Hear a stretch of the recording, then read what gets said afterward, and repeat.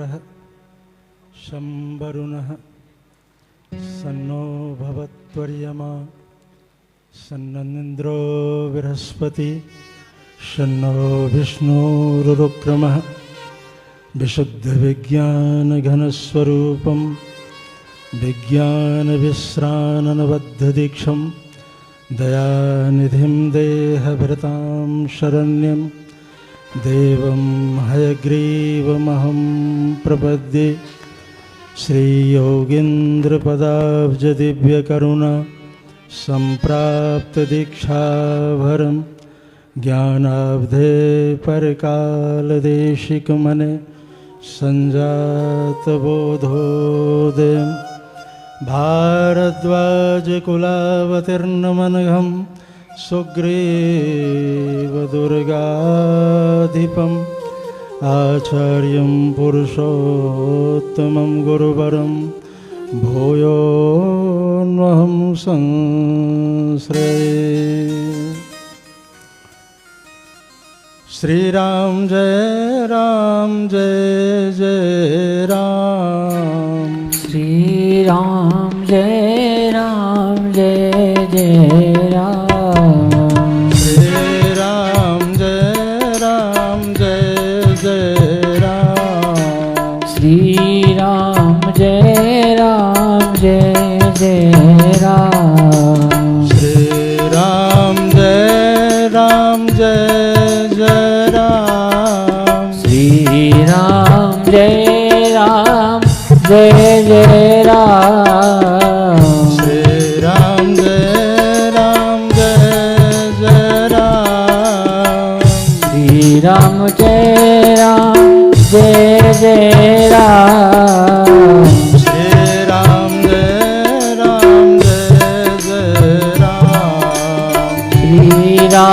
श्रीराम जय जय राम।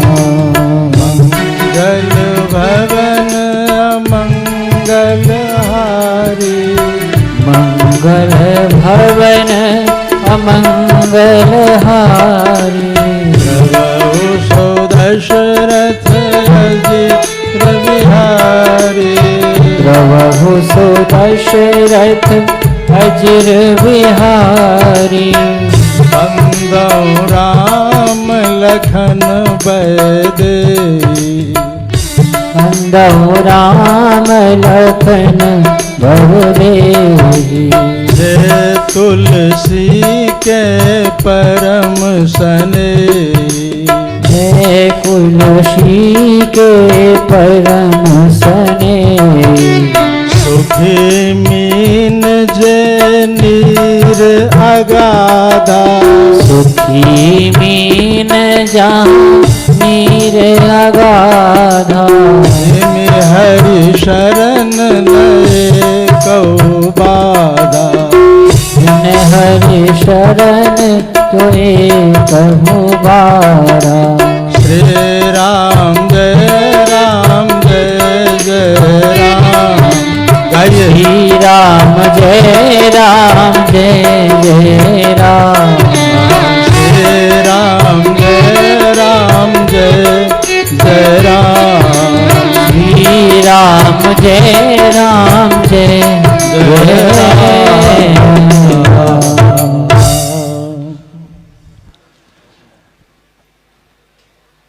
अनंत श्री शमलंकृत तपः पूत पूज्य चरण स्वामी श्री लोकेशानंद जी महाराज, जिनके अथक प्रयास से आज हम सभी जन्म और जीवन का लाभ प्राप्त कर रहे हैं। जन्म लाभ क्या है, जीवन का लाभ क्या है, इस विषय में शास्त्र कहते हैं जन्म लाभः परः पुंसाम अन्ते नारायण स्मृति। जन्म लाभः, हम जन्म लिए हैं और हमारे जन्म की शुरुआत में क्या है, हमारे हिंदू परिवारों में बच्चा जब जन्म लेता है तो माताएं बधाई की गीत गाती है। उस समय राम जन्मोत्सव संबंधी जो बधाई गीत है उसी गीत की परंपराएं चल रही है। उस समय राम जन्मोत्सव संबंधी बधाई गीत गा करके हम बच्चे का जन्मोत्सव मनाते हैं। किशोरावस्था में होता है, आगे चल करके हम उसका ब्याह रचाते हैं और ब्याह के समय में जो मंगल गीत गाया जाता है वो श्री राम विवाहोत्सव संबंधी गीत होती है। अभी कुछ दिन पूर्व ही हम लोगों ने क्या पूरे इस भारत देश में श्री राम विवाहोत्सव महोत्सव का आयोजन किया गया। एक से एक झांकियां निकली, बारातें निकली और राम जन्मोत्सव का आनंद हम सभी को प्राप्त हुआ। अगर आप यहीं आकर के बैठे तो अच्छी बात है, क्योंकि आप अयोध्या तक यात्रा किए थे और मैं आपके आग्रह को टाल नहीं सकता। बैठिए। हाँ, तो अब ये दिगंबर की चर्चा हम बाद में करेंगे, पहले पीतांबर वाले की चर्चा कर लें। तो राम विवाहोत्सव संबंधी मंगल गीत गाते हैं। जन्म भी, ध्यान से सुनना, जन्म भी राम से, जीवन के सारे उत्सव भी राम से, विवाहोत्सव में भी वही गीत है। और जीवन की अंतिम यात्रा जब यहां से जाएंगे, क्योंकि यहां रहना नहीं, रहने की कोई व्यवस्था नहीं है, आया है सो जाएगा। राजा रंक फकीर, अंतर क्या है? एक सिंहासन चढ़ी चले, एक बंधे जंजीर। क्योंकि बंधन में बंधा हुआ जीव भी त्रिगुणात्मक है, वेद भी त्रिगुणात्मक है। गीता कहती है त्रैगुण्य विषया वेदा, वेद भी त्रिगुणात्मक है। और जीव भी तीन तरह के हैं, बंध जीव, मुक्त जीव और नित्य जीव। बंधन में बंधा हुआ जीव 10 जगह से बंधा हुआ है। मानसकार कहते हैं जननी जनक बंधु सुत दारा, तनु धन भवन सुहृद परिवारा। ये 10 बंधन है। माँ का बंधन, जननी जनक पिता का बंधन, जननी जनक बंधु भाई का बंधन, सुत पुत्र का बंधन, दारा, दारा कहते हैं पत्नी को और दारिका कहते हैं पुत्री को। दारा शब्द से ही दारिका, साहित्य की ये बड़ी शिखर का चयन किया है पूज्यपाद गोस्वामी जी ने, जहां साहित्यकारों की भी बुद्धि कुंठित हो जाती है। क्या प्रयोग है? दारिका, ये दारिका परिचारिका, दारा से दारिका। दारा कहते हैं पत्नी को। 5वां बंधन, छठा शरीर का बंधन। समय 10 मिनट ही मिला है, हम समय का बहुत ध्यान रखते हैं। तो तन, छठा बंधन। धन, 7वां बंधन। चमरी जाए सो जाए पर दमरी न जाने पाए। है? क्या करोगे धन का? मान लिया सारे खजाने तुम्हारे पास रख दिए जाए, देश दुनिया में जितने खजाने हैं, चाहे विदेश का वो डॉलर हो अथवा स्वदेश का धन हो, अगर सारा धन आपको दे दिया जाए तो करोगे क्या उस धन का? एक विचित्र पहेली है कि धन संग्रह करने के लिए हमने शरीर को शरीर नहीं समझा, भूखे प्यासे उस धन के पीछे पड़ गए और इकट्ठा कर लिया। अब इकट्ठा करने के बाद परिश्रम करते करते हो गए बीमार, स्वजनों ने परिजनों ने पहुंचा दिया हॉस्पिटल। हॉस्पिटल का मतलब समझते हो? सीधी सादी बात है, सीधी सादी बात है। जब होश खत्म हो जाए, आदमी बेहोश हो जाता है, तो होश पीने के लिए होश पी और उसके बाद टल। नहीं समझ में आई? हाँ? अलग अलग करना होगा। बेहोश हो जाता है आदमी, अब उसको होश में लाना, इसलिए उसका नाम है होश पी। पहले जो पिया वो तो बेकार गया, वो तो तेरे को यहां तक पहुंचा दिया। अब होश पी, टल, यहां से टल, भाग जा, ये मतलब है। समझना होगा, इन संतों की बातें समझनी होगी, क्योंकि ये जो प्रयोग करते हैं वो ब्रह्म सूत्र से कम नहीं है। सूत्रात्मक प्रयोग होता है, विश्लेषण बहुत हो किया जा सकता है, व्याख्याएं बहुत हो सकती है, लेकिन धर्म को समझना हो तो संतों के शरण में जाओ। चिंता मुक्त होना हो, ये भारत देश चिंता नहीं करा, ये देश चिंता का नहीं है, चिंतन का है। दुनिया में जब चिंता होती है तो उस चिंता को दूर करने के लिए भारत चिंतन करता है। ये ऋषियों का देश है, ये साधकों का देश है, ये सिद्धों का देश है। इस भूमि में जन्म लेने वाला सामान्य नहीं हो सकता। अनंत जन्मों का पुण्य साथ दिया है कि भारत भूमि में हम जन्म लिए हैं, लेकिन इस देश में जन्म लिए हैं। किसी देश से तो आए होंगे। ये चिंतन, देश में रहोगे, घर गृहस्थी की चर्चा, धन परिजन की चर्चा चिंता की ओर ले जाएगा। और जब हमारे अवधूत स्वामी जी के चरणों में आओगे तो ये चिंतन देंगे, पूछेंगे, पहले ही पूछेंगे, कष्टम, तुम कौन हो?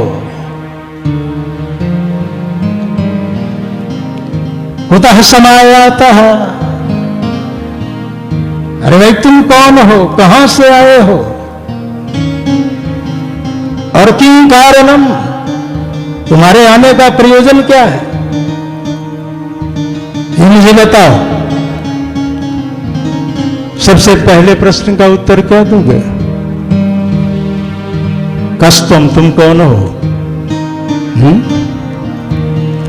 ये सब वेदांत जितना मर्जी इसके ऊपर ले जाओ। है? तुम कौन हो, कहां से आए हो, को देशः। शास्त्र कहते हैं ये 6 बातें चिंतन की है, इनके पास आओगे तो ये 6 बात बताएंगे। को देशः, कानि मित्राणि, कः कालः, कौ वे आगमौ, कश्चाहम, काच में शक्ति, इति चिंतय मुहुर्मुहुर्। ये चिंतन का विषय, हम कहां से आए हैं, हमें कहां जाना है। रहना नहीं देश वीराना है, यहां से जाना है। तो को देशा, हम कहां से आए हैं, ये पहला चिंतन का विषय है। और जहां इस चिंतन में तुम घुसोगे सारी चिंता मुक्त हो जाओ। तुम्हारे पास फिर चिंता नहीं रहेगी। क्योंकि चिंता और चिता में एक अनुस्वार का फर्क है। शब्द एक है चिंता, और ऊपर से बिंदु हटा दो तो हम आपसे ही पूछे, अनुस्वार अगर हटा दे तो क्या बनेगा? चिता। एक बिंदु है, अनुस्वार है। चिंता और चिता दोनों में फर्क क्या है? चिता हम उसको कहते हैं जो मुर्दों को जलाती है, बड़ी है इसलिए चिंता की जीती को जलाती है। लिखा है रामायण में, आप पढ़ते हैं, चिंता सापिन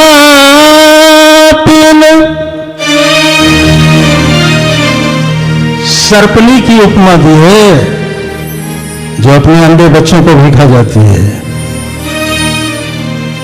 चिंता सापिन को नहीं खाया, को जग जाहि न व्यापी माया। तो चुनौती है, कौन है ऐसा जिसके ऊपर माया हावी नहीं हुई? चिंता सापिन को नहीं खाया, को जग जाहि न व्यापी माया।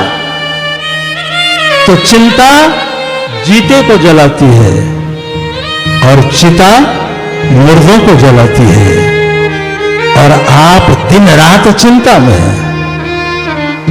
या चिंता भूमि पुत्र पत्र भरनादि व्यापार संभाषण, ये चिंता का विषय है। भूमि जमीन की चिंता, या चिंता भूमि पुत्र की चिंता, पत्र की चिंता, वो 10 बंधन में आपको गिना चुका हूं। तो 10 बंधन से बंधा हुआ ये जीव बंध जीव कहलाता है। और जहां 10 बंधन नहीं हो, फटकनाथ गिरधारी ना लोटा ना थारी, ये हमारे साधु संत ऊपर जो बैठे हैं, हो सकता है इसमें भी बंधन वाले भी होंगे, मुक्त भी होंगे। मैं गारंटी नहीं ले सकता, क्योंकि यहां तो जो है कहना ही क्या, फटकनाथ गिरधारी को मैं देख रहा हूं जो है हमारे आप तो परमाभिन्न। हाँ, ये अयोध्या जब पहुंच गए स्थान में, देखो आयोजकों संयोजकों, ये स्वामी जी की कृपा है, ये मुझे खींच करके ले आए। आजकल लोगों श्रोताओं से पूछो तो कहेगा कि हम बहुत बिजी हैं, मेरे पास टाइम नहीं है। तो ये साधु संत क्या इजी हैं? तुम अगर बिजी हो तो ये साधु संत इजी है क्या? है? 1 मिनट का फुर्सत इनको भी नहीं है। ये सभी महाकुंभ की तैयारी में लगे हुए। मैं भी जा रहा था, मैं भी वहीं जा रहा हूं अभी, लेकिन स्वामी जी की याद आई तो मैं चला आया इधर की। नहीं जाऊंगा तो ऐसा ना हो कि कहीं भविष्य में उलाहना दे दे। और साधु तो साधु जो है साफ कहने वाला, साफ कहने वाला, वो साधुओं की भाषा समझ में नहीं आती। इनकी भाषा, ऐसे ही एक साधु जा रहा था, किसी ने कहा बाबा राम राम। बाबा ने कहा आज तेरे यहां मुकाम। उसने कहा महाराज हम तो मर जाएंगे। बाबा जी ने कहा चिंता की कोई बात नहीं, हम 13 दिन और रुक जाएंगे। क्या कह रहे हो? कहा तो मेरे सामने मरेगा तो मुझे रुकना पड़ेगा, तेरा कहा संस्कार करना पड़ेगा। कहा नहीं महाराज हम तो मर जाएंगे। कहा हम 13 दिन और रुक जाएंगे और तुम्हारा सारा क्रिया कर्म करके ही जाएंगे। बिल्कुल साफ कहना, लेकिन लोक धर्म में इसको समझने की अपनी अपनी बुद्धि है, अपना अपना ढंग है। तो ये मुक्त है, मुक्त जीव जो है महाराज फटकनाथ गिरधारी ना लोटा ना थारी जो है, ये मुक्तात्मा, ये दूसरे बंध जीव मुक्त जीव, और सबसे शिखर पर है नित्य जीव। जो नित्य कैंकर्ज में लगे रहते हैं, जैसे हमारे गुरु जी वगैरह हैं, ये सब भगवान के पार्षद वो हैं जो नित्य भगवान की सेवा में लगे हुए हैं। जब मैं आ रहा था तो कोई सज्जन सुना रहे थे ईश्वर के विषय में, उस सर्वज्ञता की भी चर्चा कर रहे थे कि ईश्वर सर्वव्यापक है, ईश्वर सर्वभूतानाम। उदाहरण के लिए प्रहलाद जी का उदाहरण प्रस्तुत कर रहे थे कि प्रहलादास्ति यदि श्रोवद हरि सर्वत्र में दर्शया। हिरण्यकशिपु ने कहा कि तू कह रहा है कि सर्वत्र है ईश्वर, तो क्वासौ कहां है? यदि सह सर्वत्र, अगर वो सर्वत्र है तो कस्मात स्तंभ न दृश्यते। प्रहलाद जी ने कहा मया तो दृश्यते, मुझे दिखाई देता है। तुम्हारे आंखों की ज्योति खत्म हो गई है, मुकुर मलिन और नयन विहीना, तो राम रूप देखें कि दीना। आंखों की ज्योति खत्म हो गई है, शक्ति खत्म हो गई है, इसलिए तुम्हें नहीं दिखता है। मया तो दृश्यते वासव सर्वत्र, खंभ में है। और जैसे कहा कि खंभ में है, क्या खंभ में थे? लेकिन भक्त ने कहा, और भगवान अगर किसी की बात सुनते हैं तो अपने भक्त की बात सुनते हैं। पहले तो भक्त बनना सीखो, भक्तों की रहनी है। भक्त वही होगा जो किसी संत के शरण में होगा। संत भक्त बनाते हैं, इसलिए भगवान के शरण में जाना हो तो संतों की शरणाश्रित हो जाओ। एक बार शरणागति ग्रहण करने के बाद, शरणागति अभी सुन रहे थे, साधु सुना रही थी आपको, प्रपन्न, प्रपन्न शब्द बड़ा विलक्षण है। शरणागति लेकिन है बहुत कठिन। सिलेंडर करना तो है, लेकिन निर्वहन करना बहुत कठिन है। शरणागति में हमने सुनाया आपको कि सुखी मीन जे नीर अगाधा जिम हरि शरण न एक बात। भगवत शरणागति ग्रहण करने के बाद उसका अपना कोई अस्तित्व नहीं रहता। मेरा मुझ में कुछ नहीं, जो कुछ है सो तोड़। लेकिन शरणागति कैसी हो? सूर्य की तरह, मीरा की तरह, तुलसी की तरह। हमारे यहां ये सब साधक वो संत हुए जिन्होंने चुनौती दे दी भगवान को कि बाह छुड़ाए जात हो निबल जाने के मोही, हृदय से जब जाओगे तो मर्द बखानो। तो ये सूर्य का चुनौती है ये कि मैं देख नहीं सकता, हाथ छुड़ा के भाग जाओगे, लेकिन हृदय से जाओ तब तो मैं बताऊं। मीरा का समर्पण, जाके सिर मोर मुकुट मेरो पति सोई, मेरे तो गिरधर गोपाल दूसरो न कोई। एक संकल्प है मीरा का समर्पण और तुलसी का समर्पण, समर्पण की पराकाष्ठा। तुलसी जिनके मुखन से धोके निक से राम। जिस तुलसीदास की गाथा को हम पढ़ते आए हैं, आज से नहीं, आज 450 पौने 500 वर्ष होने जा रहा है। श्री रामचरितमानस की रचना हमारा गौरव ग्रंथ है। ये ग्रंथ जो समाज को दिया, देश को दिया, दुनिया को दिया, वो कितने विनीत हैं। उनका समर्पण तो देखो। भगवान राम क्यों उनसे तिलक लगवाते थे चित्रकूट के घाट पर? तिलक लगाने के लिए आते थे, क्यों? क्योंकि उस तुलसी के समर्पण को जानते थे। क्योंकि तुलसी ने ये कहा कि तुलसी जिनके मुखन सो धोखे निक से राम। अरे अगर भाव से ले, श्रद्धा से ले, वो बात तो अलग है, लेकिन धोखे से भी अगर निकल जाए तो तिनके पग की पानी और मेरे तन की चाम। उसके पांव में अगर मेरे चमड़े के, शरीर के चमड़े के जूते लग जाए तो मैं कभी उठ नहीं करूंगा, क्योंकि उसने राम कहा। जिसने आराम कहा उसने भी राम कहा, जिसने विश्राम कहा उसने भी राम कहा, और जिसने हराम कहा उसने भी राम कहा। राम से छूटने की कोई व्यवस्था नहीं। अस्तु राम जी के शरण में चले जाओ। वाल्मीकि जी आरंभ में कह दिए हैं, श्री राम शरणम समस्त जगताम रामम बिना का गति। तो शरीर की अंतिम यात्रा, जन्म भी राम से, सभी उत्सव भी राम से, और शरीर की अंतिम यात्रा भी राम नाम सत्य जो है।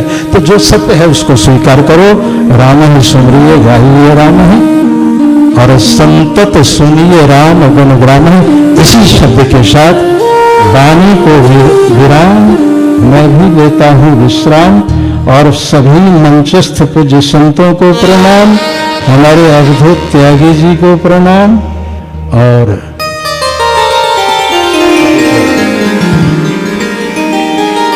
मेरे पास थोड़ा हमने समय ज्यादा ले लिया, तो मंच संचालक महोदय इसको अन्यथा नहीं मानेंगे। मेरे बगल में अवधूत स्वामी जी ने मेरे को यहाँ से दबाना शुरू कर दिया, तो हम क्या करें? हम तो दबते आए हैं, और दबे हुए को जितना दबाए वो अच्छी बात है। फिर भी जो हम दब रहे, भर के नाम या की